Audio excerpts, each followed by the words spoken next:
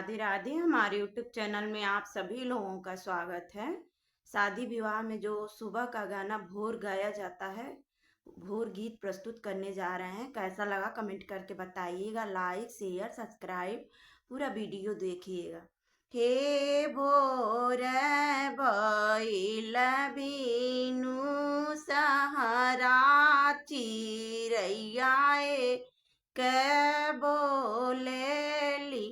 हे भोर भइल बीनु सहारा चिरैया के बोलेली। हे जाई हो जगावहु कालिया मैया जासु दुहावन।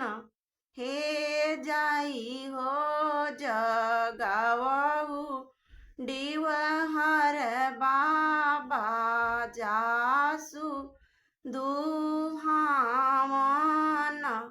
हे जाई हो जगावहु जखिनी मैया जासु दुहावन। हे जाई हो जगावहु देइया मैया जासु दुहावन। हे जाई हो जगावहु हनुमान जी जासु दुहावन। हे जाई हो जगावहु शंकर बाबा जासु दुहावन। हे जाई हो जगावहु कटक देई मैया जासु दुहावन। हे भोर भइल बीनु सहारा चिरैया के बोलेली। हे दूधवा जे आवेला बहिंगवा मठवा के नारी बहे।